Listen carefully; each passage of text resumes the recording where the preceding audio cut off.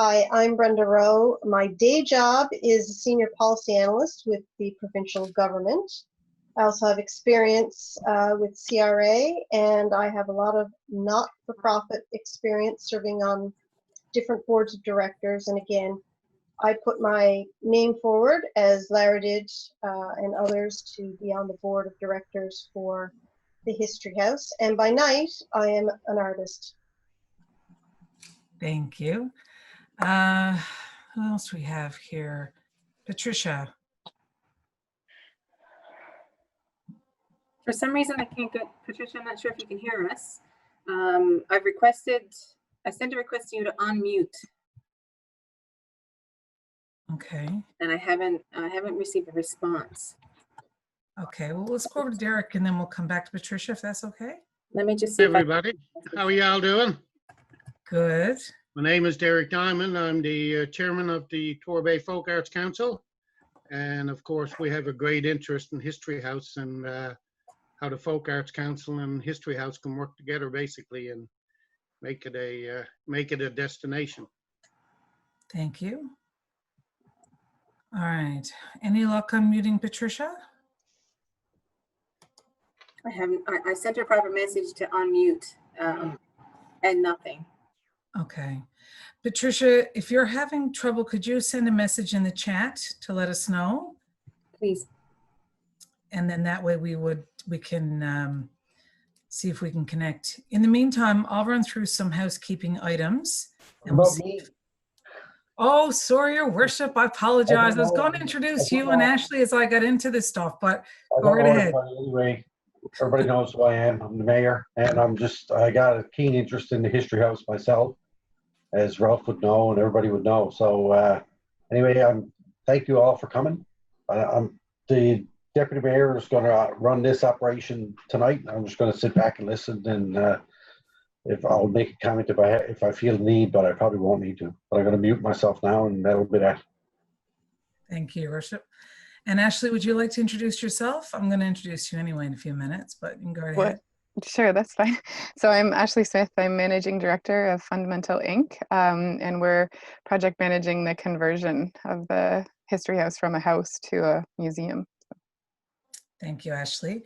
And Deanne. Hi, I'm Brenny. Glad to see you all here. And if I haven't met you in person, I'm looking forward to meeting you one day in person. The Economic Development and Tourism Officer for the town of Torbay. Thank you. So I think I've gotten everybody, and we've checked all of our audio, and Patricia is the only one that we're not sure about. Just before we start, there were 2 engagement sessions that we were going to host. Everybody was able to do this session this evening. So we've decided to host one session, which is the one that's happening now. Fundamental Inc. is going to give Ashley is going to give an update on where they are from a project management perspective. Then I'm going to give an update on the timeline of where we are and where we've been from the town of Torbay. And then we're going to have a community conversation about your thoughts and what you want to see. So those are the components of what we're going to run through. We want to let you know that the session is being recorded. So just a heads up on that if anyone has any concerns. But it's important to record these sessions because it allows for us to go back and make sure that we had the comments and understandings correct from the discussion that we had this evening. And also we'll be sharing information with this session about this session. The presentation will be coming out through Torbay website, which will allow residents who may be interested to learn a bit more about what we're doing. So we're going to mute everyone and keep everyone muted while the presentations happen, and then we'll unmute everybody for the conversation. And we're looking forward to hearing from all of you. So if you have something to say, the mayor and Deanne are going to be watching as well as I will. And we want to make sure that everybody gets an opportunity to speak. The whole point of this exercise is to listen to what you want to share with us and make sure that we're doing our best to get it right. So thank you very much for your time this evening. Just looking at the rest of the notes that they gave me. Deanne, have I missed anything? I think all bases are covered. Yeah. No? I think we're all There you go. covered. Look at that. Okay, well, with that said, I'd like to turn the meeting over to Ashley Smith. Ashley will give us an update on where things are from the project management side. Over to you, Ashley. All right, thanks very much. I'm going to echo Trina's comments. Sorry, is there an honorific that I'm supposed to use, or can I just call you Trina? Is that okay? I don't. You go right ahead. Oh, Okay. sorry, you go right ahead with Trina. Trina's just fine. Okay, thank you. Echo the comments, and thank you for coming. Everybody is really busy, and it's, I mean, there's lots of things that we'd like to do, and it's hard to sometimes get engaged. So we really appreciate that you're here to speak with us. So Fundamental Inc. Is running the project management of the physical conversion from the presbytery, what used to be a home, the priest's house, to an interactive public museum. And so from a construction perspective, that means a few things. It means that you have to address code change requirements between residential and commercial and the occupancy types. And it also means that we have to turn it actually into a museum, ideally, that people want to come and see. And even better if we can make it financially viable. So that's what we're in charge of doing. We're working closely with Deanne and Brian Winter, the Director of Public Works, in order to execute the project. The overall timeline for completion, we're targeting still the end of 2020. So, you know, to pick a date like December 31st, 2020, as it were. But because of COVID, we're running into some struggles, some of which are construction related. Others are just, it's difficult to sometimes organize people to get to site, and the meetings don't always run as smoothly. So it may be early 2021, but at present, we're still aiming for the end of this year. And so in terms of where we are now with that process, so we began with the Linda Norris report that was provided to us, that was done a couple of years ago. And there's a couple of reports. There was a previous business plan put together, and then there was the architectural and site feasibility study that was carried out by Fresh Fruit and Architecture. And so we started with those. And have built on what was in those reports. And we submitted the concept package to the town.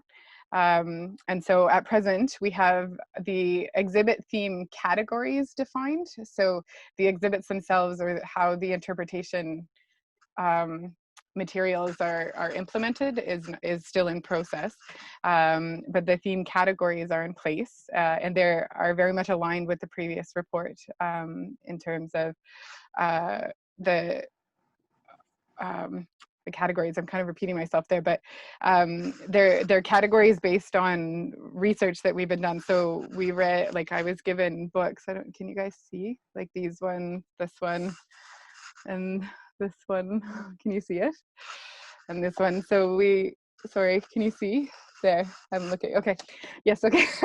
So we started with that, and Fundamental Inc. had been involved in another history project for the town, and so we had done interviews with a centenarian, a 100-year-old lovely woman, a centenarian in the town, as well as spoke to another lovely family who gave us additionally some history. And so we worked with that in order to sort of finalize what the categories looked like. So from the exhibit side, that's where we are. So the detailed execution of how the interpretive material look and that kind of thing is not complete, obviously, but is still in progress, and we're working with the town. The floor plan is in place with detailed design and the demolition drawings ongoing. And so in that, communications with service and elevator accessibility, making sure that there's a lift in there, that we have door openers, that we're adhering to the principles of universal design. All of those things are in process. We've also started the communications with Heritage NL, and actually we're still digging to see if anyone on this call happens to know of pictures that were taken of the History House sometime in the 20s or 30s, happen to know, that would be really helpful, because we only have one picture where it's kind of off to the side, but we're trying to reinstate like what were some of the original architectural features, and then do our best to maintain a high fidelity for the historic importance of the structure. And so that's sort of just an open call, but those kind of things are underway. So we're working to try and make sure that it's like the very technical things, like if we need a sprinkler, don't need a sprinkler because of the size and occupancy of the building. If we need to put the balustrade on the handrail, needs to be increased for safety requirements, but we don't want to lose the historic value of it. So there's those details are in process with Service NL right now. And we submitted an expression of interest for trades. So that was a procurement process that was compliant with the Public Procurement Act to get tradespeople involved in the work in the way that we could select for quality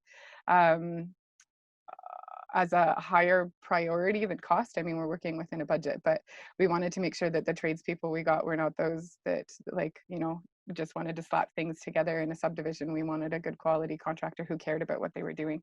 And so we went through that process, and that's good. We got some good quality responses. And so the building permit is into the town, and we expect exterior work related to building durability. So things like, we know the siding needs to be replaced. We know the windows need to be replaced. We know the roof needs attention.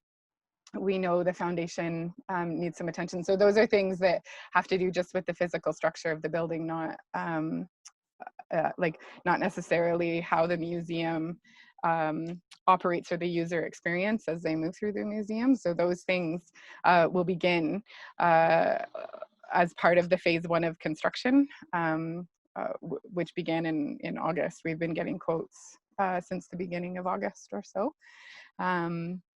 And so those are underway. The next phases of work, so phase 1 focuses on things to do with building durability and anything on the exterior. Phase 2, which we expect will be like sort of early to mid-fall, will be a little bit exterior, and then moving towards the interior, but still have to do with like physical changes that are related to the conversion of the building, making sure that like egress distances and accessibility distances are met, that kind of thing. So sort of like a very technical side of the construction and the conversion.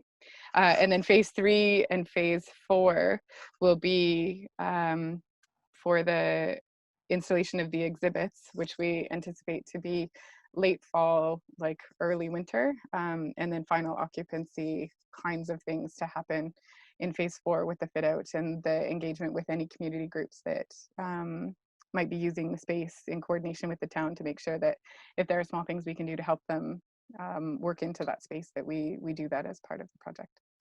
So that's what I had prepared for my speaking notes. If anyone has any questions, I'm happy to answer as I can. Does anyone have any questions for Ashley right now? She has 2 small babies that are with her mom, and we may leave her for the conversation after. So I think it's important to open an opportunity for questions now in case she does have to step away. Thank you. Hi, Ashley. Hi. Hi, I'm with the folk art. Well, I introduced myself earlier. Yes. But we were kind of thinking that we would like to be part of not only the management, but also the things that happen there on a regular basis. I know the original plan had a couple of small performance rooms there and everything like that. And is there any plan still for that kind of a space to be there, where we could go in and do performances when we have visiting guests? And Yes. So right now there's 2 spaces that are actually, well, like three technically, that are meant for community focus. So there's one room on the main floor that's a large room that's specifically for the community space. It also has like a separate entrance so that if you want to use it after hours, like you could, you can, if desired, like shut it off from the rest of the building. And there's that space. There is the genealogy room or space, which is really going to consist of two rooms, one of which sort of houses like genealogy files, for lack of a better description, and then another room where like you could go and get a piece of research or get a document and go and sit, so that you had a space to interact and engage with it within the museum itself. And then we have a second room which we are anticipating will be something along the theme of like the history of like textiles and craftsmanship. And we anticipate that to be a sort of flexible workspace. We want the museum to be interactive, as the research that we've done has shown that the interactive museums get a higher, wasn't occupancy, like a higher visitation rate. And so things where they have the opportunity for you to like touch and feel instead of just go and stand and read, because you can bring children to that and it's not boring for them, right? And it gets a wider audience. And so one of the rooms on the upper level was meant to be sort of a place where you could maybe workshop some of the historic ways of doing things, something like that. And so we've definitely built that in to the plan at present. Okay. Just another quick question for the exterior. Yeah. Right now we do performances and everything up in those gardens because they're really great for that. Will there be any kind of provision outside for that, say a small stage, for example? Well, we could certainly accommodate that. Deanne, could you make a note that for us to chat following, and you could maybe give me some outline of what that requirement was. So our intention with that was essentially just to, I don't want to say improve, because this is kind of a terrible word. It implies that there's something wrong with it now. It's gorgeous as it stands. So, but the idea that like you will just pay closer attention to what's currently there. So we're not trying to change it, because a lot of the plants there were gifts to the fathers over time. And there's still the dent in the front where the horses used to pull around, and so there's a really historic importance there that we want to bring attention to. And the plan right now is to make sure that all of that stays intact and that we just like foster more attention. So if there is something that we can do to help you, or if there's like you need this much space, or could we do something, please be in touch with Deanne and let us know, because we will absolutely accommodate as best we can. Yeah, now I wasn't around obviously for the early part of it, but I understand like there's an outdoor veranda or something. Is that well? So there's a deck on the back, and there's a porch that was closed in, but the porch that's closed in is in really poor shape. Like it's not built right, and in places it's kind of falling off the building, and in other places it's like taking the wall off the building with it, which we'll need to fix, of course. But what we're intending is we're going to open the front of it like more like a veranda, like a old-timey veranda. Again, my eloquence.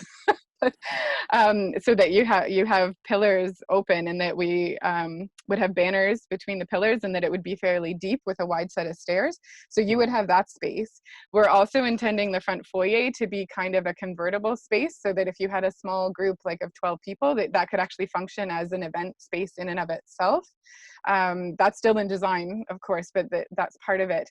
The deck on the back, we're not super sure. It's clearly not of any historic value, but it's also in like perfectly good shape, and it works well as one of the emergency exit spaces, and could also be just used as part of the entrance into the interpretation of the garden and the landscape itself. So we're not sure what we're doing with that yet, but it's all been part of the. Where I'm coming from a little bit too. I attended some of the early sessions with Linda Norris. Okay. And there was some talk of building like a small amphitheater outside somewhere in the garden. Okay. And there would have been, if I'm not mistaken, they talked about restoring an old veranda or something, and it would have been a good spot, say, for just say if somebody was leading, you know, or doing a history lecture, Yeah. and they could do it outside, and you know, and we talked about like having some kind of seating, you know, be it just like they have in the parks or something, right? Yeah. And outside, that could be used as a basic amphitheater, Yeah. which also could be used for our purposes and for anybody who needs to use it outside for any kind of function, right? Yeah, I really like that. I will go back to the design team and I'll talk to them. We'll try and find the reference to that and what they had originally planned there, Yeah. and we'll see what we can do for sure. Yep.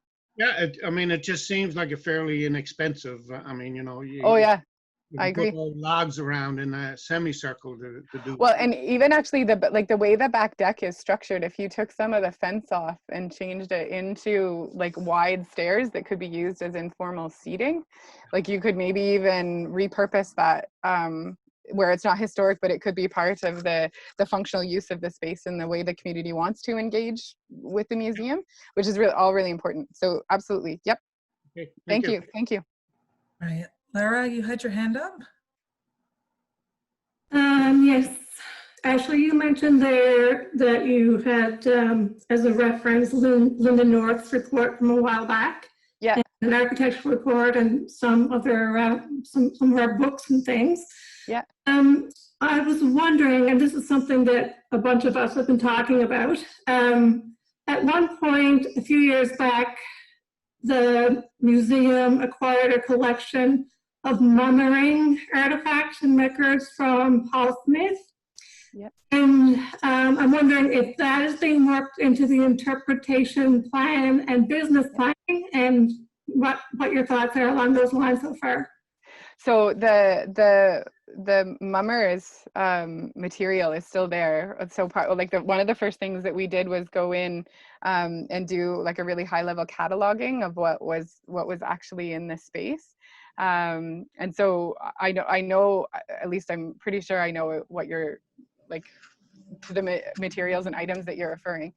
And that was definitely one of the key pieces that we talked about. So the woman who's sort of leading the charge on the exhibits, that was one thing that she had talked about specifically, was building an entire like interpretive piece or exhibit to the mummering using what was there, because they're gorgeous and I mean very central to Newfoundland, like in the history of Torbay, certainly, for sure. So that's reassuring, because I think there's a real when you consider the viability of a museum, the business planning side of it, I think the mummering aspect has some real marketing opportunity. Yeah. Because it is something that is more widely interesting. I guess it's not just Torbay history, it's Newfoundland history, and then mumming is a tradition outside our province and our community. Yeah. So it definitely has some tourism and programming, like loads of opportunity. So I might go so far as to call the Torbay History House and Mummer Museum, to make sure it really gets marketed in a really obvious way, so that you can do programming around that and people know what the go-to spot for mummering history and heritage in Newfoundland is. Because right now there is no central spot, even though it is such a, it's getting such a rebirth as a tradition and so much interest. So that's something I'd like to see really work into the interpretation. Thank you. absolutely. I've got the note. Thank you for that. I as project manager have no control over the name, but I will put that forward for sure. But the mummers were definitely going to be a key piece. There was one specific exhibit identified for the mummers. So. Any other questions or comments for Ashley? Ralph? Just a couple, Ashley, before you take off. Absolutely. Don't want to keep you too long. No, actually, I should have introduced myself as a former mayor as well. And Craig knows we had a committee looking at purchasing the property, which we were successful for, and we were looking forward to this. But I was privy to the floor plans, and I still have them. And I was wondering if, for the restoration, especially with the interior, do you see the floor plans that were considered by the and recommended from the consultants? Are they going to be adhered to? You know, we won't see any walls come down or whatever. The rooms are as is. Will stay as is. So there has to be some changes, but for the most part, they're only to areas that don't have a whole lot of heritage value anymore anyway. Like there's been so many internal renovations that they've lost. So pretty well everything on the main floor, trying to remember now, except the kitchen. Well, actually, sorry, just give me one moment. So pretty well everything on the main level will remain the same in terms of like where the main walls are, because those two front rooms and then the one like back. Sitting So room. if you went in this, like if you went into the side door and then turned to your left, that space there, all of those are going to, like all of those walls will be the same. We found a lift that will fit like interior to the closet, so we don't have to take down the curved wall and the historic pieces of that. There will be some changes to the washroom because you have to have a washroom on both levels and it has to meet accessibility requirements. So there will be some changes there. The kitchen is like a house kitchen, and so and it's fairly large. So we're going to do some conversions with that. But essentially, what we were planning to do is take the cupboards apart in their component pieces and then just reconfigure them. So we're still using the same, like it still has those same cupboards. We'll just reconfigure them to be more appropriate to like a kitchenette for staff lunches or bringing caterers in with sandwiches or something like that. But so those key features will be the same. The only things that we're going to do with the stairwell is raise the balustrade so that it meets safety requirements. And then in terms of the upstairs, there will be changes only to so as you come up to the top of the stairs, like the room that they had identified as in the Linda Norris report, the floor plan, I think it said that it was going to be climate controlled storage. So we're going to do that same thing. We're just adjusting it. So we'll take out the one bathroom that's like right in the front to the middle of the house because you don't need two bathrooms upstairs. And then we're going to put one accessible one, it's like to your left as you come up the top of the stairs there. If you come up the main stairs, not the back stairs. Sorry, I may have confused people. So the bathroom that's at the front of the house in the center, that's just going to be removed altogether. The other bathroom that was directly in front of you as you come up the main stairs, sorry, that one's going to be converted to meet accessibility requirements. And then we're going to turn over a little bit more space to exhibits. And then we'll have still the climate controlled storage, but we're also going to improve the climate control in the basement. So anything that's not sensitive from a climate perspective for the pieces in the collection can be stored in the basement, and then anything that is very sensitive can be put up in that space.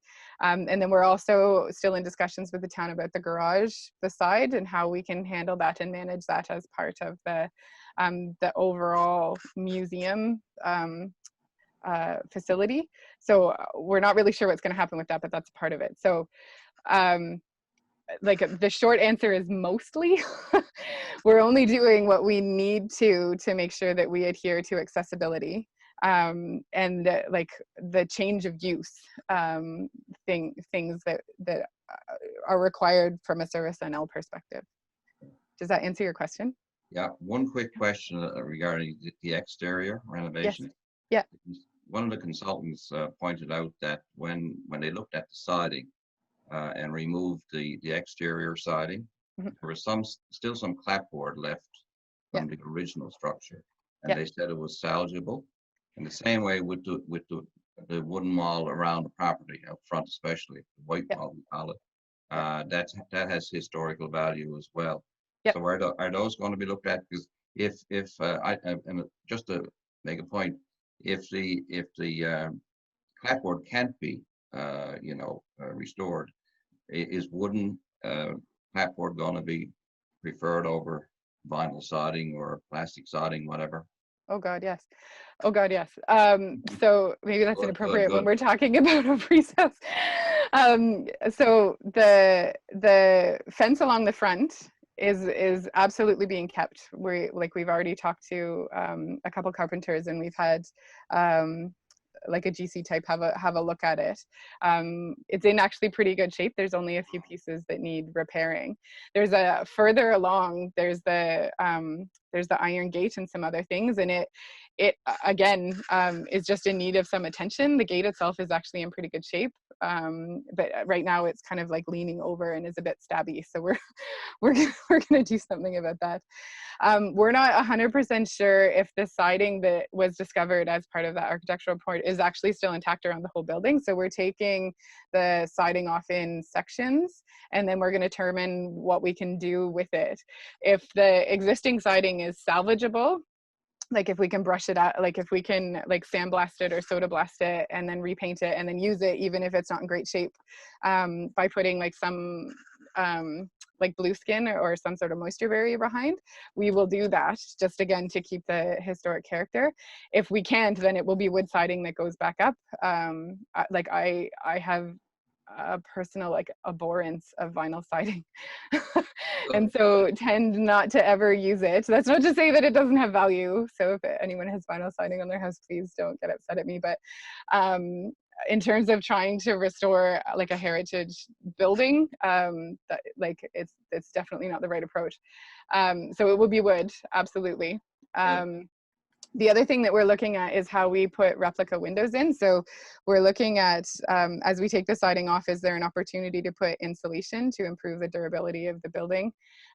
Is there an opportunity to put insulation in the like the attic structure, again, to reduce energy and operational costs, but also better insulated building just lasts longer because you have less temperature swings, less moisture generation, all of that. And so we're going to look at that as an opportunity. With the windows, one of the key things that the architect is looking at is what the historic architectural detail of the windows was. So it gets really specific about like the distance of the mullion and the thickness of the whatever. And so we're going to see if there's a way that we can get replica windows built that might be triple pane fiberglass or just really good quality like vinyl windows. The thing with vinyl windows is it's really hard to make them look like anything other than vinyl windows. If we go to triple pane fiberglass or we go to like retrofits with a wood cladding on them, we can at least make it look like an older building. And so we're evaluating those opportunities. I don't think that like if you're a purist, I don't think we'll be able to get the exact profile of a historic window because they're like single pane and like you just can't, like if you put in a sealed unit in the window, you just can't get the dimension you need. But I think we can get it like better than average and certainly quite comfortable for most. Yeah. Thank you. Anyone else have any questions for Ashley? Mayor? Yeah, I just got a kind of follow up to what Ralph was talking about. I know that the original plans, the original plans that we had in the upstairs, I don't think that we had any exhibits whatsoever. It was kind of because at that time we weren't putting in an elevator, so if it couldn't be accessible, we couldn't use it for the public. So now that we are putting the elevator in and it's going to be fully accessible building and the elevator is going to go into the basement. So we're going to have that additional storage down there. So the spaces upstairs that originally we were looking at storage, now we can actually have them for different types of exhibits. And I think that goes to the point of the money that we had donated from the Bradbury family. Yeah. Ralph, you know about that, right? And that the requirement around that, and to make sure that we adhere to that for sure. Yeah, so we have those requirements, and the genealogy spaces, the two that are connected with each other, are going to be designed specifically to facilitate like what was provided by that family. So And the bathroom in the center there that looks out, so that window is going to be an exhibit specifically to like horses and transportation, because you look directly out over like the indented circle of where the horse used to come and turn and you drop people off and that kind of thing. And so that's going to be specific to that. And we actually have views that would be fairly similar. We have historic pictures that will be a part of that exhibit. So if you might be able to imagine if it was 100 years ago standing out and what it'll look like. And we'll have a staff space up on that second level as well. So the historic value of the big white fence out front, and Ralph noticed, and for me, I just find that fence that's covered over the beautiful spot that we're going to build. And I don't know if originally if it would have had a fence similar to the rock wall up by the main gates with that wrought iron on top. I don't know if that was the case. Whatever it is, it is.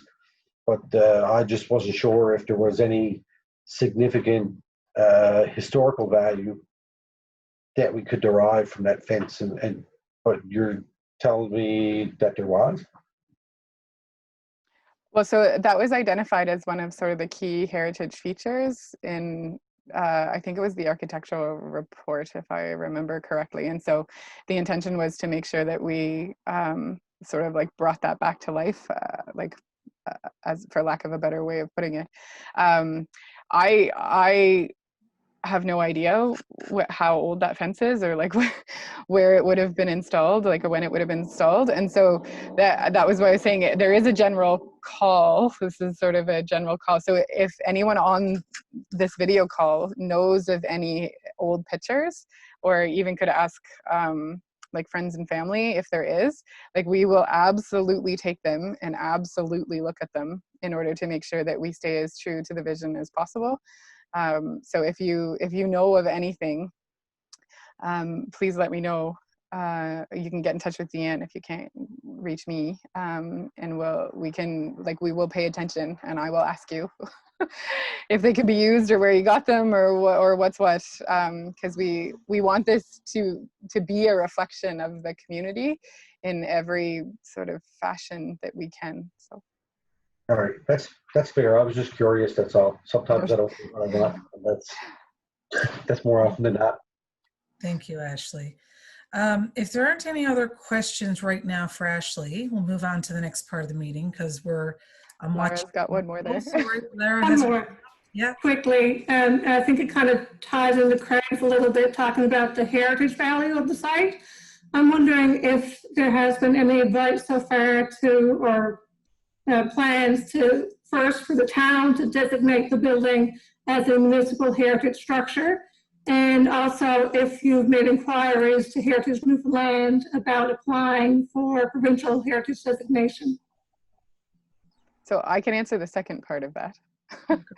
So part of my scope of work as project manager is to make sure that we get the highest level possible of the provincial heritage designation. So we've already been in contact with them, and the architect who is part of the project management team was also the architect who did the previous report. And so he just sort of picked up where he left off with them. And so we've been in discussions with that already. We even tried to see if there was additional funding we could get to do the exterior, but there isn't right now, which is fine because we can accommodate everything that we have that we need to do in the budget. But they've already been in touch. As for the municipal heritage designation, I can't speak to that. I can't. Can you hear me? I'm not sure. Yes? Okay, great. Yes. So the Presbytery House actually is an existing Torbay Municipal Heritage designation. And our designation on a municipal level right now, there's like no types of benefits or tax breaks or anything like that. It's a listing of recognized heritage structures, and that's one of them currently. And it should be registered with Heritage Newfoundland and Labrador, Heritage NL, and should be up on their register. They have an online register of designated buildings. And those are buildings. I don't think it's up there. No, it has to be registered provincially, which is what Ashley's working on as part of it. No. They list both municipal, provincial, and federal on their actual registry, like their online registry. Okay. The province's designation, but you should let Heritage Newfoundland and Labrador know that the town has designated the site so that they add it to their register. Okay. Provincial registration is a whole other thing that they do take care of, but they also administer the register of municipal and other levels of designation. Like it's sort of a database of all places that have been formally designated in the province. Okay, yeah, no, I'll note that for sure. And my apologies because I've only been back in Newfoundland for about a year, so I wasn't aware that the provincial government did that for municipalities. So that's great. I'll take note and be in contact with them. That's the beautiful part of having this meeting, is to have the conversation, share the information, and make sure that the vision that Ashley and her team are working on now are in line with what we're trying to do as a town.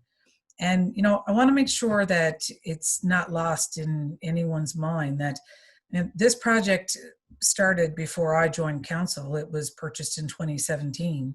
But when we were elected in later 2017, we had this beautiful facility. And, you know, it took us a little longer to get the funding secured and get things, you know, moving to where we are right now, where we have a project manager in place. The building is being worked on to make sure that it is meeting the right standards, it's accessible, that we have storage, that we can have the exhibits.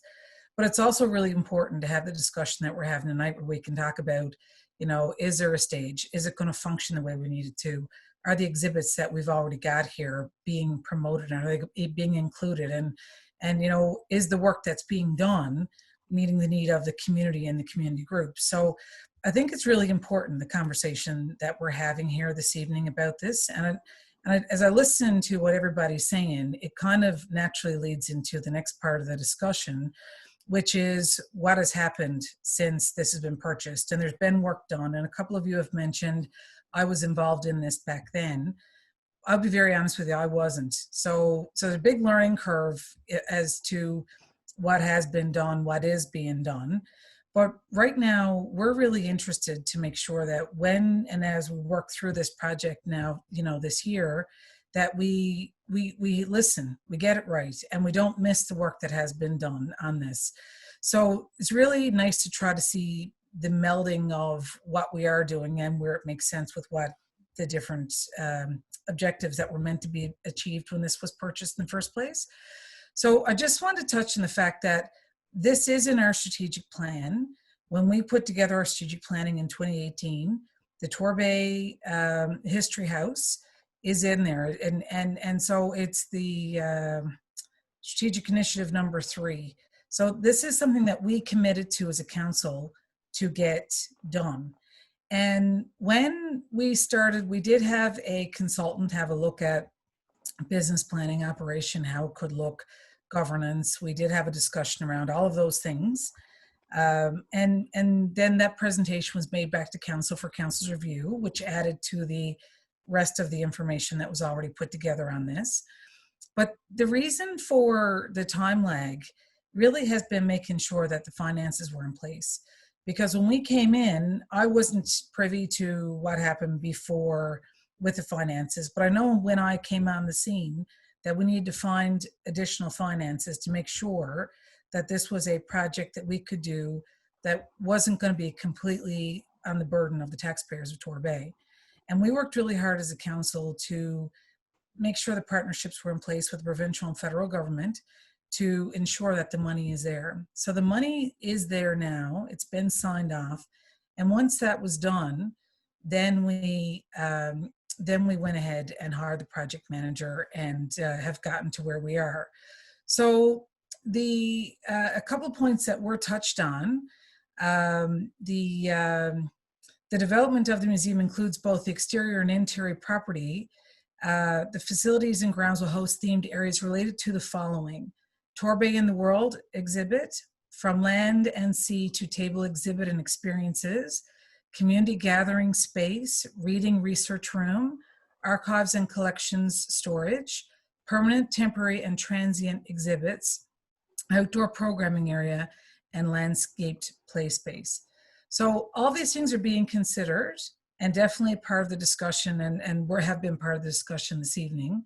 But if you have thoughts about any of those items that you want to reach out to us, send us an email, have a conversation about, we're listening. We're interested to hear what you're thinking. So if there's anything beyond this meeting, don't hesitate to contact one of us, and we'll get that information back to Ashley and her team. So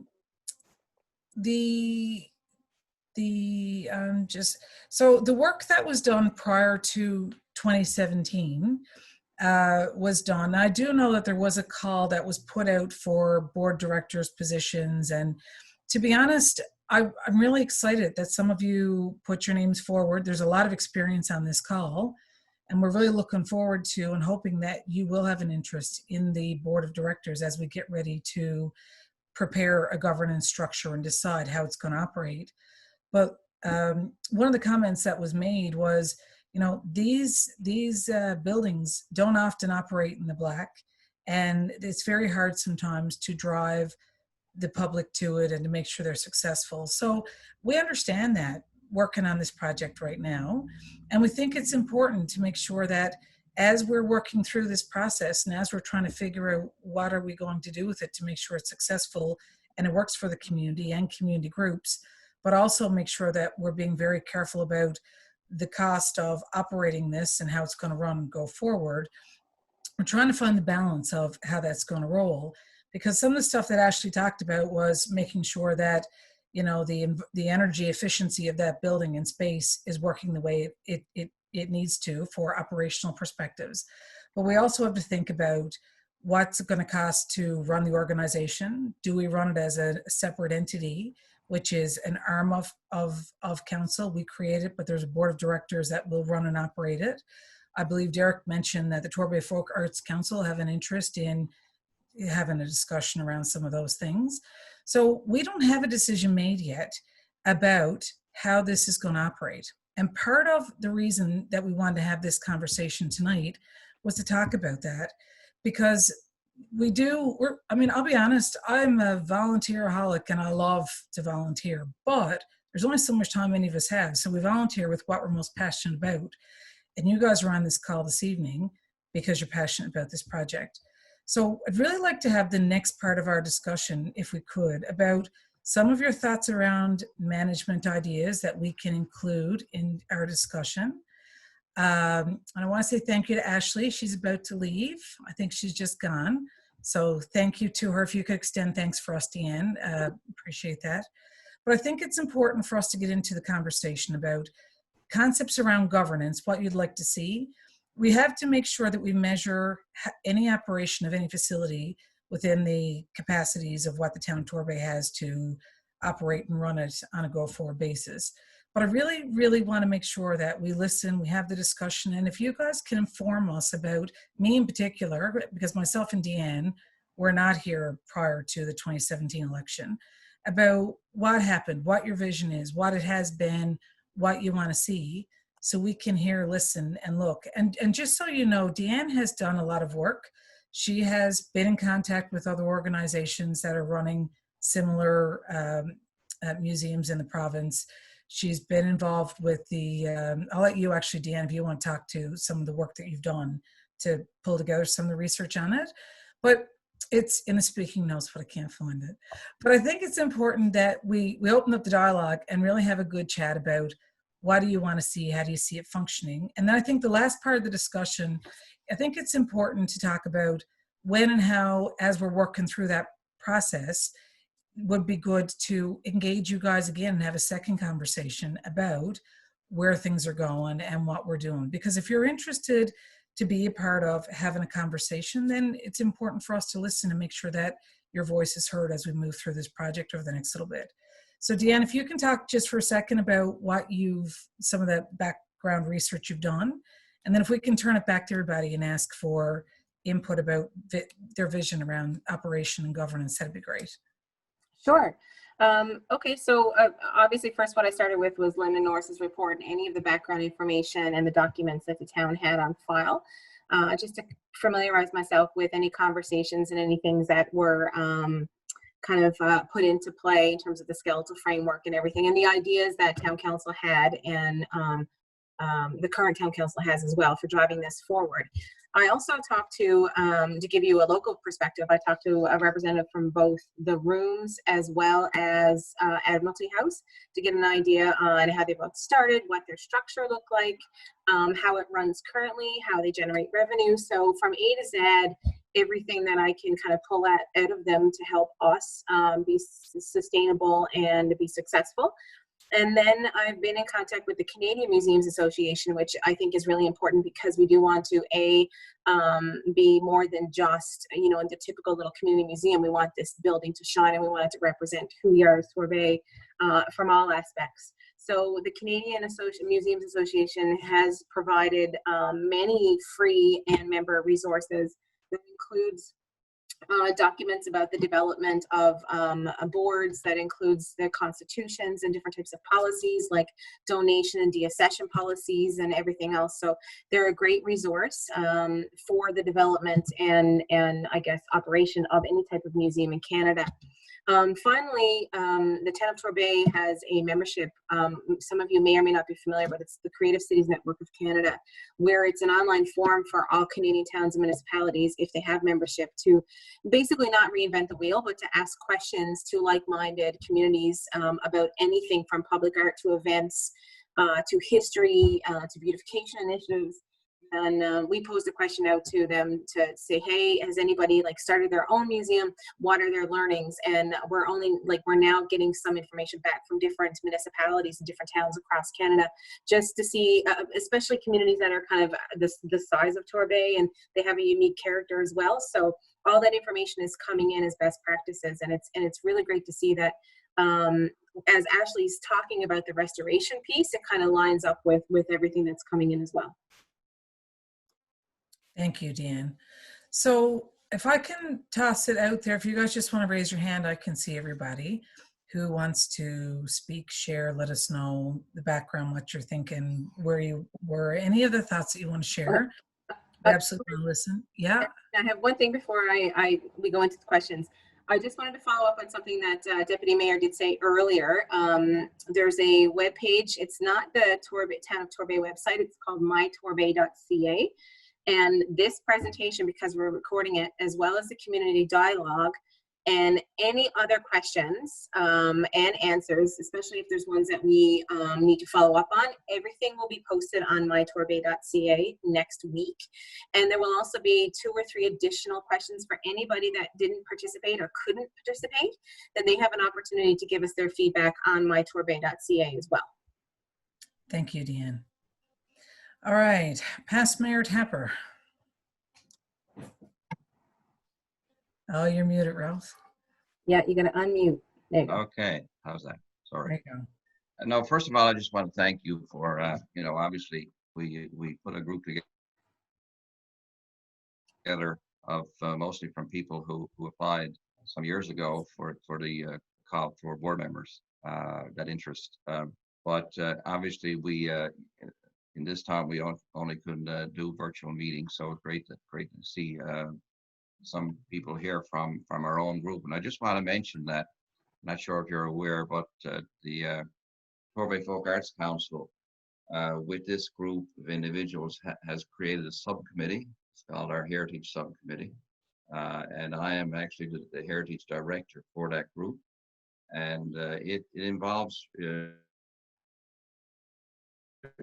includes, I think it's 9 people, residents from the community. And we're just, we just wanted to see things happen and get a handle on exactly where we're going with the History House. And it's great to have this conversation, and I'm sure we're going to have more.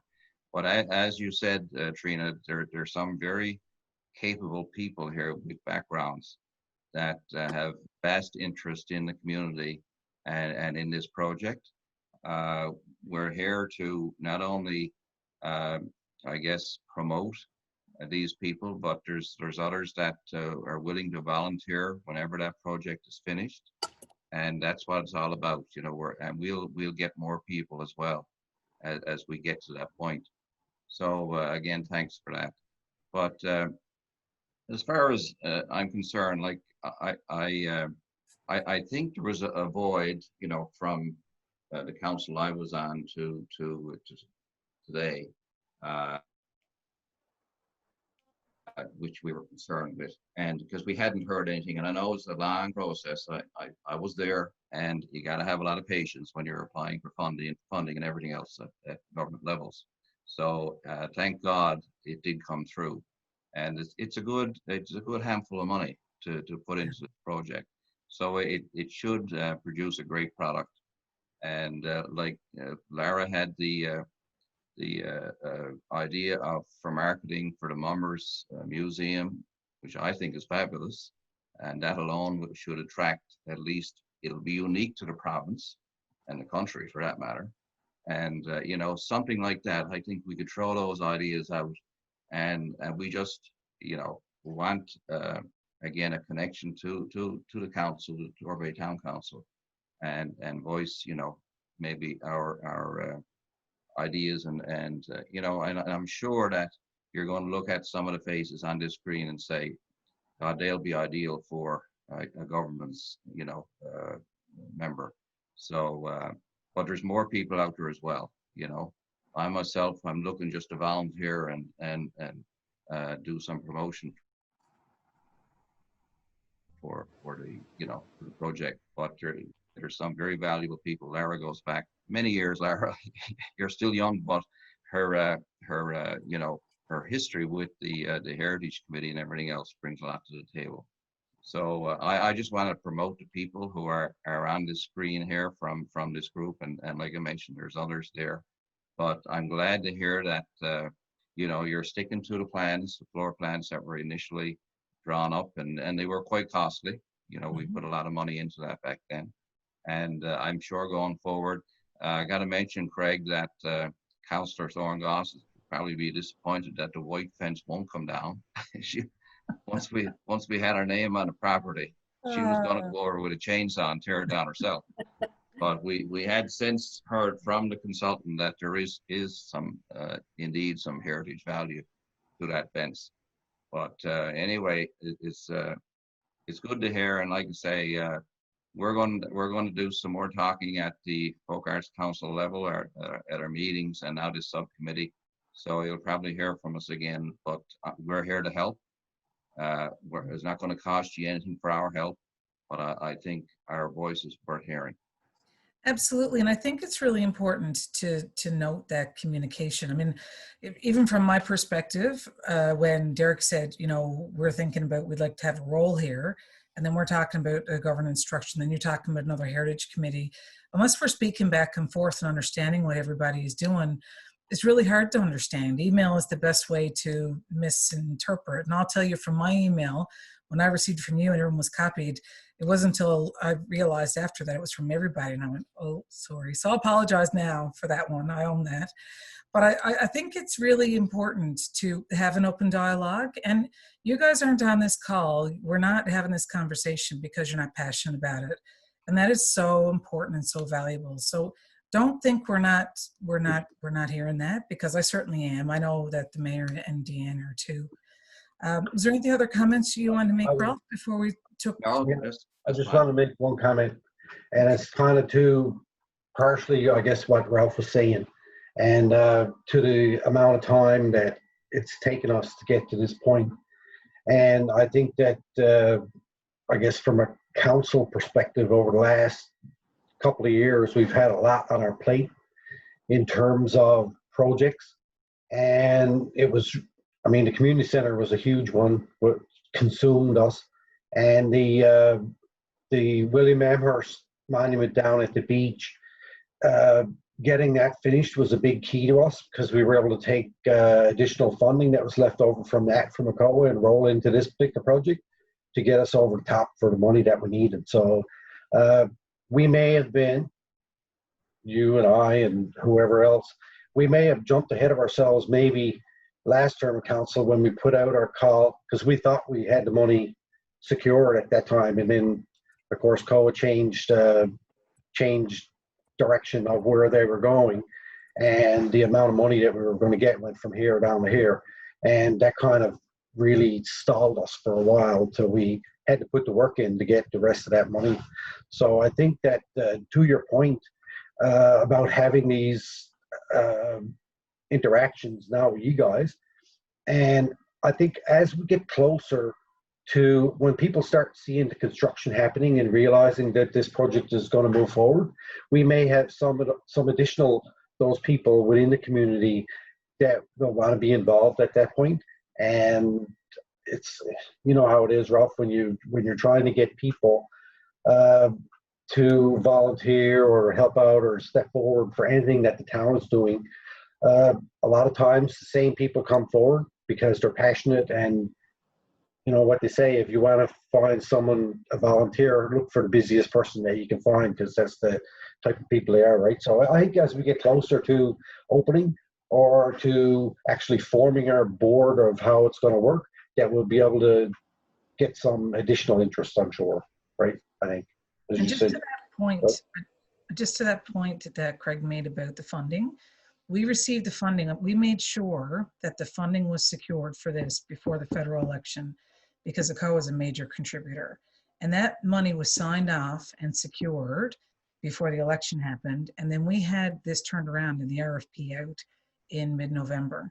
So as soon as we had the money secured on this, I just want to make sure that you guys know that we turned that around as quickly as we could to get it in place so we could move this project forward. So the commitment from this council is definitely there. There may not have been a lot of communication while we were getting that organized, but now that we are organized and we know what we're doing, it is very important to have an open line of communication. Okay, who's next? Derek. Can't hear you. Myself. There you go. Yeah, thanks. That was very informative, but I'd just like to reiterate a couple of things that Ralph said, is that you have some very knowledgeable people on that board there, like Lara, obviously, you know, she's been involved with this stuff for many, many years. Brenda and Rachel in the arts community. And one of the things that Ashley said is about making it viable, and I think it was from the marketing perspective, and that's where I'd like to see us involved, in the sense that, okay, it's a museum, you can come in and you want people to be interactive rather than just going in and static display and moving on. And I'm kind of hoping that with our artists and our literary people like Lara, is that our programming can fit just right in with what you're doing, so that, you know, we have all kinds of things going on at the same time at that place, which helps us move the Folk Arts Council forward, as well as contribute to, you know, how successful that museum or history house can be. And I think as a package deal, I think it'd be much, much better than, you know, than trying to go everybody going on their own places, right? You know, you know, and I speak about performing and all of that kind of stuff, only because mostly that's what I do. But you have Brenda and Rachel in the arts community. You know, you have Lara in the literary community, and we have a great crafts community out there that we also want to make sure that there's a place there for them to get involved and to, you know, and to push their sectors up to Craft Council, you know. And I think with all of us working together, I think we can certainly make this place not only viable, but as I said, you want it to be a destination for people, right? People want to come here. You know? Absolutely. And just to the point of marketing, it's come up a couple times and I haven't touched on it yet, but there will be a marketing plan that is developed. So we can certainly reach out and have a conversation with you about how we're going about doing that. That is something that we can certainly engage and have a conversation about as we get into that space as well. Yeah, we just want to know how we can help and how we can contribute. Absolutely. How we can get all of our sectors involved. Yeah. I can make a point on that too, Derek. From some of the findings that I've been getting from Creative Cities and even from Admiralty House, I mean, one of the biggest benefits to both a facility and to the community is to really tap into your local artisans and your crafters and those types of professions, because you're boosting what they do and generating revenue, and marketing them while they're helping to do for the facility as well. So it's great partnerships, and it actually, it's very exciting to see that you all want to be engaged so much. because I think that it can be something really strong as a creative outlet for community. Well, Admiralty House, you mentioned that. I mean, I've been in there for different, I've been in there for storytelling sessions, for example. And I've been in there for musical performances, and they meld with the, you know, with the arts community really well, and it Yeah. does well. And I think that'll work great down here for us also, right? Absolutely. I That needs to think be the part of the problem goal. part of that, though, is that, you know, the arts community in there also has a little bit of representation, or at least they got somebody's ear in there where they work together, right? And I think that's where our representation on the board may be of big, big value. Thank you. Thank you. Who else would like to speak? Brenda.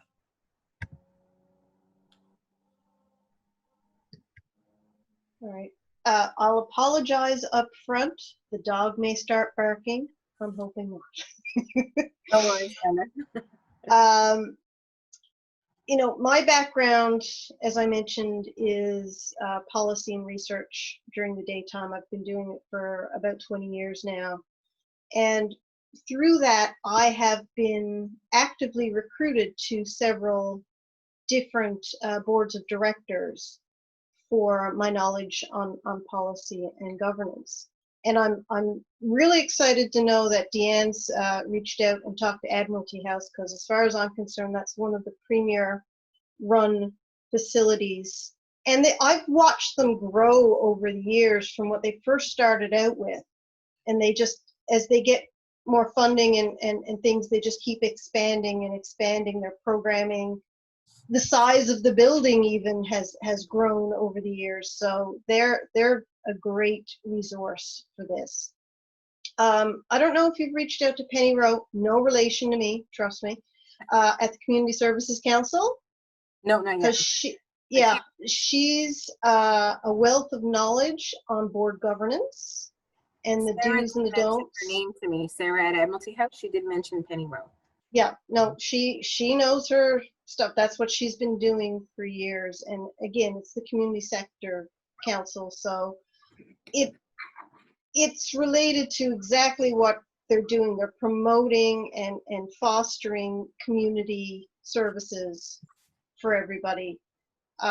What she will probably tell you is when you're selecting your governance model and recruiting for your board of directors, it's not necessarily about having big name people associated with your project. It's about picking people who are subject matter experts, and also then picking other sectors that complement that. So it's going to be a little tricky and maybe a little different than what a normal board would do, because the town will be involved.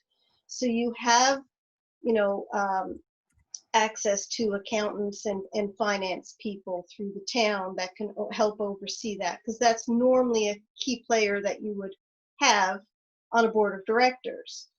You know, you probably have access to your lawyer that you deal with all the time. So that would be another person that would normally be recruited to a board of directors that may or may not necessarily need to be in place. However, if you can get a marketing person to be on your board of directors, that's free marketing on top of what you already have, right? So it's you're figuring out your strategic people who are best to help you with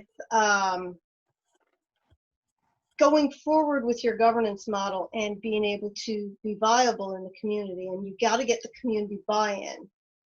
And that's partly how you do it, is how you structure your board of directors, right? And how involved they become. So that's your resource that you rely heavily on to get your organization to prosper. I'm actively president on 2 boards of directors right now, and I've been on 2 other boards of directors, one of which is the Torbay Folk Arts Council. And, you know, some of the boards I'm on are provincial boards. One is a Canadian national board. So I've seen different types of structures, but basically everybody's in it And if you've got the subject matter experts plus your other strategic players, then you're well set up for success. Brenda, a couple comments on that. Yep. I know Penny Rowe, I know her well, and I've worked with Penny in years past, and I've also worked with the Community Sector Council. So as I'm listening to you speak, everything you're saying resonates. And I actually had the conversation when we, looked at the past call that went out and the current function of what this board is going to do. We talked about job descriptions. That's where I learned this stuff, was from Penny Rowe and the Community Sector Council when I worked with them.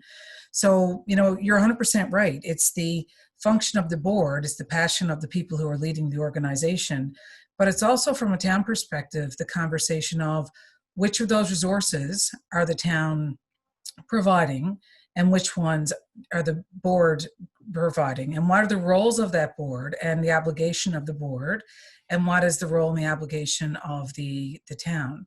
And right now I sit as the chair of the Jack Byrne. I spent 2 years as the vice chair of the Jack Byrne. And so we're experiencing that as well, in having a facility that's been built, that's been handed over to another board of directors to operate and function with staff. So there's a lot of those things that you're talking about are the things that we are thinking about as we're trying to plan and figure out where to from here. And every one of those points, they fit in very well into what we're thinking and where it's going. So the liability of the board, the liability of the town, the liability of the residents, the possibility for promotion and growth, and making sure you tap into the residents that are interested and have that passion. And as Derek talked about, all the different components of the arts community that could and want to use the facility to make sure those needs are met. Those are things that we are talking about and thinking about. So I just want to make sure that you guys know that what you're saying are the things that we're thinking about as we're having our discussions right now. And it's really good for me as chair of the Economic Development Committee to know that we're kind of in the same ballpark as where you were thinking. So it's really great to have these conversations so we know we're thinking along the same lines. Is there anything else that you're thinking of from a visual art perspective that we need to be thinking about? I know, because that's your before we get to that, quite frankly, I know I said it's tricky because it's not just a straight not-for-profit entity that's not associated with any other group. The town of Torbay is certainly heavily involved as the council and the entity of the government itself. Some of the other boards I'm on, like Torbay Folk Arts Council, is completely separate. We're not beholden to anybody, and we're not associated directly with. So we don't have that entanglement that you're going to have to deal with, like you said. What's the town responsible for? What's the board responsible for? So that's why I say it's a little trickier in this particular sense. But you're actually a little late. Your board of directors should have already been in place before you started developing I know there was all these research done and the plans and reports and all that stuff from consultants, but at the point you're actually starting to implement those, your board of directors should have already been in place and in part of this going forward. So, from my perspective, it's a little on the late side. Doesn't mean that that's not recoverable and something that can't be fixed. I'm just saying, from my perspective, from what my experience is, you want that more up front than it is. We can't go back and erase time and go back in history, but certainly I would urge that you need to think about that and want that more in place before the work is finished, not, oh, okay, everything's done now what do we do? Okay, so I know council is busy and all that good stuff too. But just to put it out there, that should be something that you may want to prioritize, maybe that you thought was further down the list, but realistically perhaps should go a little bit higher on the list. And Brenda, I agree with you. Part of the reason we're having this meeting this evening is so we could understand better from the residents who are passionate about this and want to move this forward, watch your thinking, come up to speed, get the information we need to go back and have that discussion. That is a top priority for us now, to have a governance board in place and to look at how that's going to function. And I do see the importance of having that board working with us as we're moving through the process in the next little bit. So we're very much in the same space that you're, when it comes to thinking about, we need to do this, we need to roll it around. And the proposal, the project was awarded in February, so they've been looking at the logistics of, what's happening with the building, the safety, the security, the sound, like the infrastructure meat and potato of the building itself. But the actual operation and governance and that kind of discussion, we're just getting to that part really now. There's some work been done on it, but the meat and potato of that is to come. And that's kind of why we want to have this conversation now, because it's important to have this feedback and conversation and get those people in place. So the next meeting that we have as committee will be about, what are we going to do with this? Deanne has put together some information around it, but we really, the biggest piece of information we want before we made a decision on any of it was to hear from you.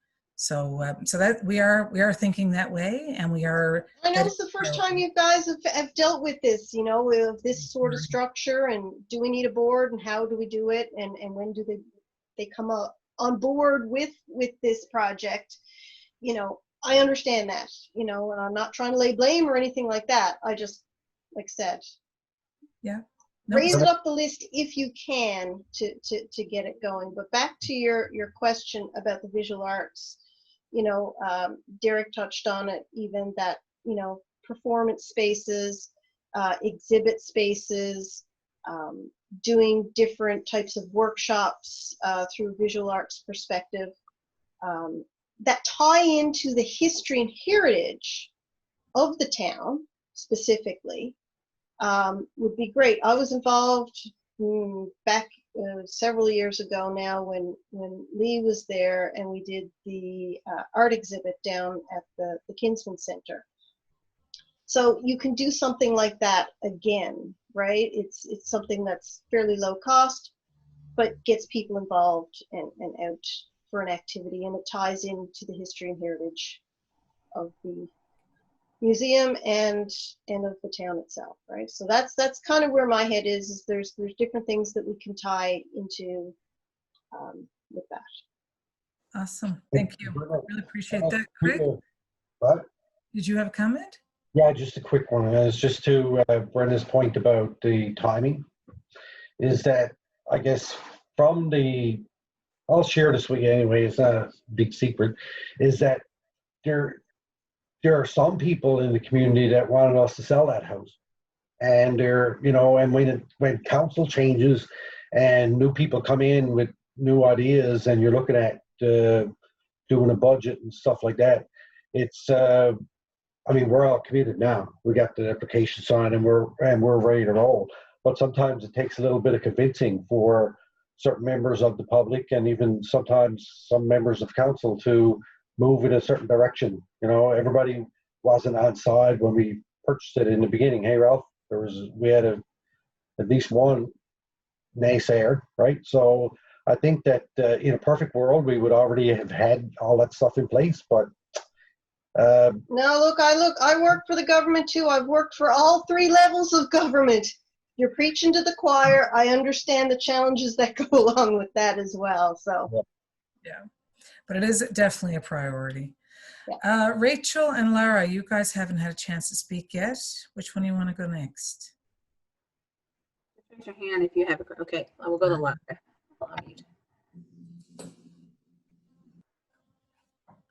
Oh, Lara, the floor is yours. You're still on mute though. Can you unmute yourself, Lara? Here we go. There we go. You hear me now? Gotcha. Yeah, okay. First I just want to say this has been reassuring. There was, a kind of lack of communication for a while, but particularly listening to Ashley, it seems like all the bases that I would like to see being covered and mostly being covered. So this has been quite reassuring. So I thank you for that. One thing I'm wondering about, well, two things. One is, now that you're talking about getting a board in place or a governance structure in place? What's your deadline for that? And the second is, how will the place actually be staffed? Will there be a curator hired, or how does that work? So those are discussions that we're going to be having at committee, and we haven't got an answer for you yet on when that will be or how that's going to function. I do expect there will be a decision made on that sooner than later. But again, it was back to understanding first what were your thoughts and what did you guys want to see before we made any commitment to any decision on any of that. So tonight really was a big part of understanding what, especially from my perspective, because I came in, you know, after it was purchased in 2017 and some of the work was done by the previous council. So to understand, you know, what do you guys want to see? Where did you, you know, I know some of you put your names forward for the past board. Who's still interested to, you know, apply for the next one? It will be turned around, you know, in the nearer term. I can't give you a timeline yet on that though, depending on, you know, we have to have a committee meeting, then we have to discuss it, then staff have to put that together, and then we have to get it put out to the public. So we can keep you informed as, you know, we move that forward in the next little bit. But I don't have, I can't give you an exact timeline because it depends on when that stuff can be turned around. So I do know we have a committee meeting this month, which is the 20th, Deanna, I believe. Yes. So we can have the discussion at committee level and then give the direction back to staff about that. But we'd also, I think, would want the council as a whole to have part of that conversation. And the reason for that is because, you know, if we're talking about hiring, we're talking about putting a board in place, we're talking about an annual operating expense that we're going to incur, we need to look at what that's all going to be. And then we've got to size that up going into the budget of this year. And budget process, as you know, would start around September. So it'll be within the next couple of months, I would think, that I could say that we'll have that turned around.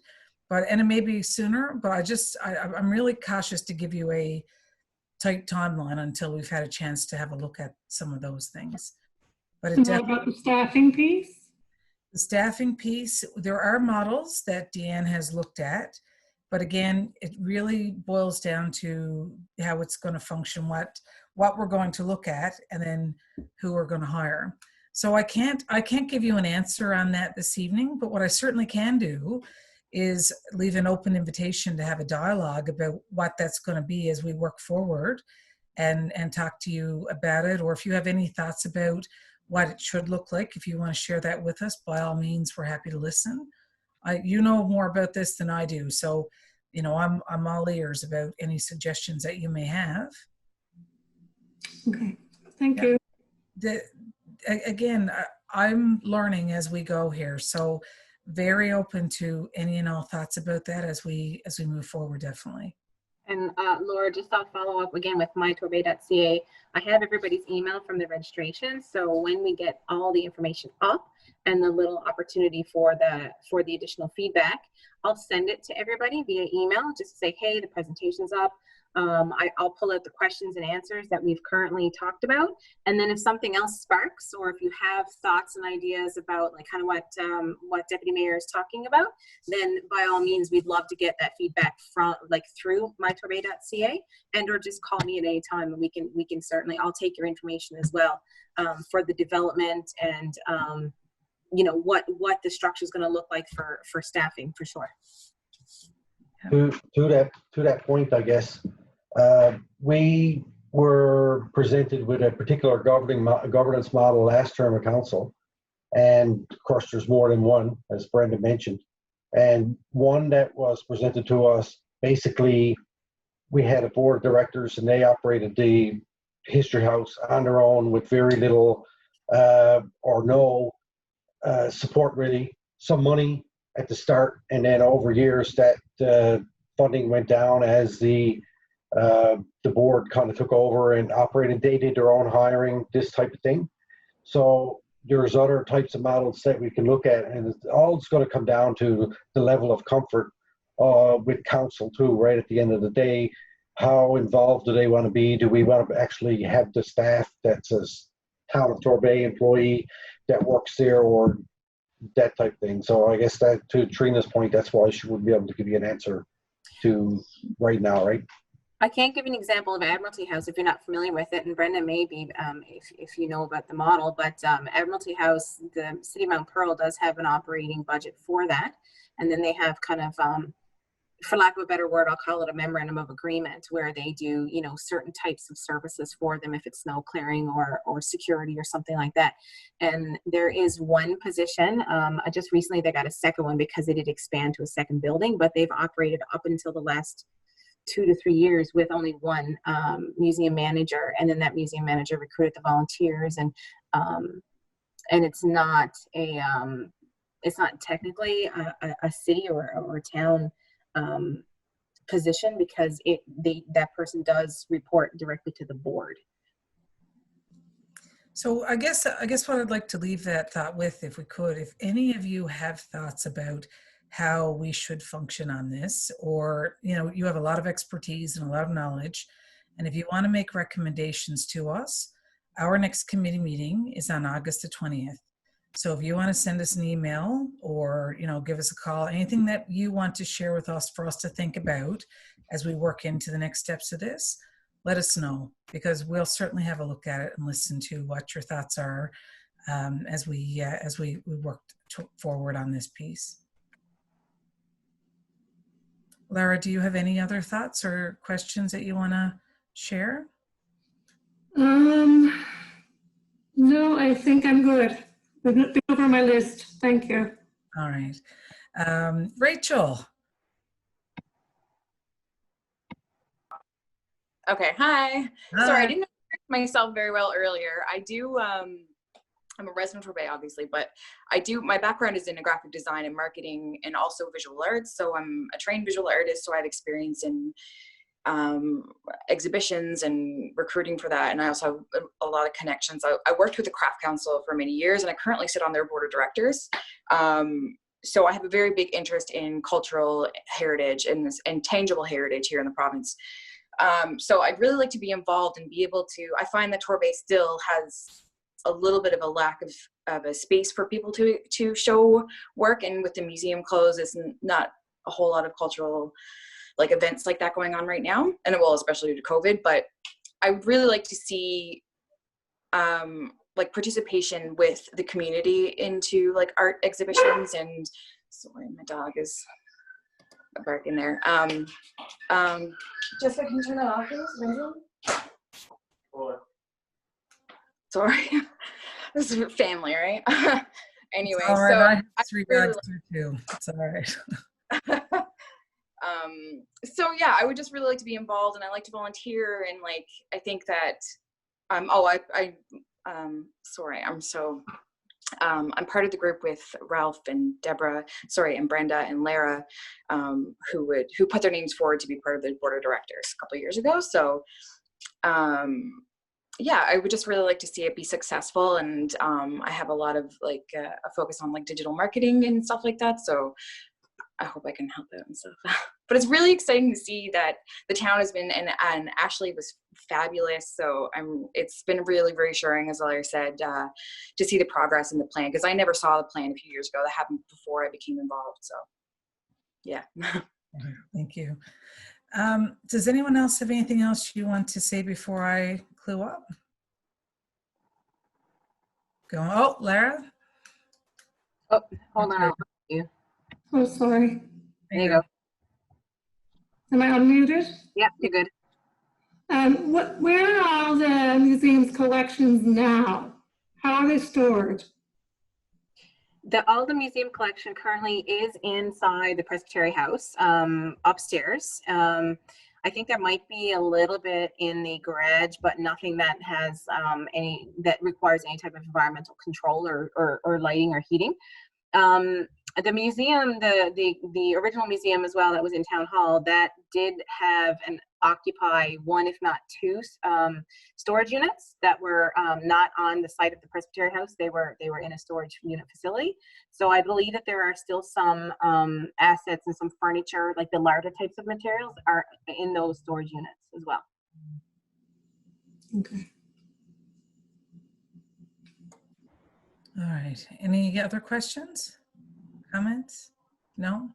Well, guys, the fact that you've been on the call for an hour and 36 minutes tells an awful lot about your commitment to moving this project forward. We are open to having further conversations with you about how this project is going, what your thoughts are, what you want to make sure that we are doing go forward. So please feel free to reach out, send us an email, have a conversation. We can absolutely do this again. Like I said, we will have our next committee meeting. We will go back, we'll have a conversation now based on the information that we've gathered from you tonight. We will look at governance models, staffing models, and then we'll have a conversation about where to from here. We do have to look at what's going to happen with the town of Torbay, how the town itself, is involved, and we have to talk about what kind of operating cost it would be, what that means budget-wise, what it means liability-wise and resource-wise, those sorts of things. So we will do that. But I hope tonight lets everyone know that we are committed. We are very interested to work with you, and she's absolutely gorgeous, Puffy. And please reach out to all of us at any point you want, because we're here to listen and we're here to work with you. So at the end of the day, the goal is to have a project that we're all happy with and we're all excited to be a part of and support and enjoy. And thank you to everybody, because you do have a lot to bring to the table. That's very clear. And we're very appreciative for you offering your time and your skills to help make the Torbay History House a success. So if there's anything else, if not, we'll call the meeting to an end. I just want to toss it one more time. No? All right. Okay. Well, thank you, everybody. Very nice to meet some of you that I haven't met before. And we'll look forward to working with you again soon, okay? Thank you, All folks. right. Enjoy your Thanks, evening. everybody. Good night. Thanks, everybody. See you later.